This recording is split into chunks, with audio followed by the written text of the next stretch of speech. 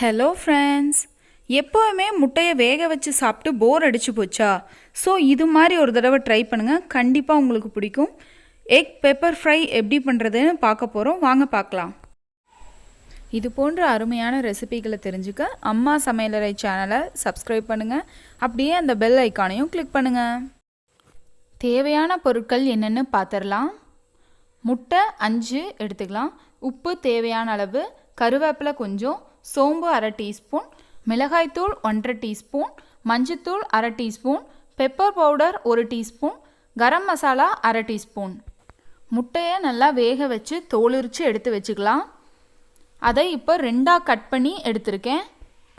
அடுப்பில் ஒரு நான்ஸ்டிக் பேனை வச்சு சூடானதும் எண்ணெய் சேர்த்திக்கிறேன். எண்ணெய் நல்லா சூடானதுமே எடுத்து வச்சுருக்க சோம்பு 1/2 டீஸ்பூன் சேர்த்திக்கலாம். கருவேப்பிலை கொஞ்சம் சேர்த்திக்கலாம். கருவேப்பிலையும் சோம்பும் நல்லா பொரியணும். நல்லா பொரிஞ்சதும் எடுத்து வச்சுருக்க மிளகாய்த்தூள் 1/2 டீஸ்பூன் சேர்த்திக்கலாம். கரம் மசாலா 1/2 டீஸ்பூன் சேர்த்திக்கலாம். அதோட மஞ்சத்தூள் 1/2 டீஸ்பூன், பெப்பர் பவுடர் 1 டீஸ்பூன். இப்போது இது எல்லாத்துக்கும் தேவையான அளவுக்கு உப்பு. இது எல்லாத்தையுமே 1 நிமிஷம் நல்லா வறுத்துக்கலாம். ஃப்ளேமை சிம்லையே வச்சுக்கோங்க, அப்போ தான் மசாலா எதுவுமே கருகாது. மசாலா எச்சா இருந்தது அப்படின்னா இன்னும் 2 ஸ்பூன் எண்ணெய் கூட சேர்த்திக்கோங்க.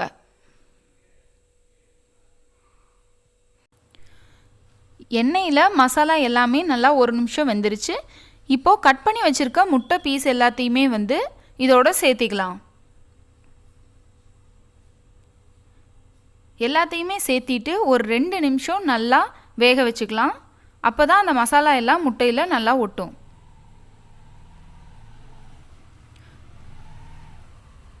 ரெண்டு நிமிஷம் ஆனதும் இதை நல்லா திருப்பி போட்டுக்கலாம்.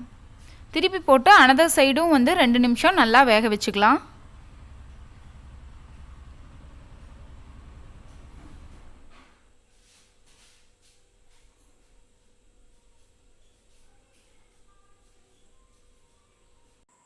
மறுபடியும் 2 நிமிஷத்துக்கு அப்புறமா திருப்பி போட்டு வேக வச்சுக்கலாம்.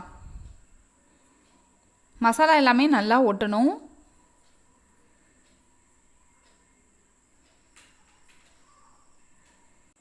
ரொம்பவுமே டேஸ்டான எக் பெப்பர் ஃப்ரை ரெடி ஆயிடுச்சு.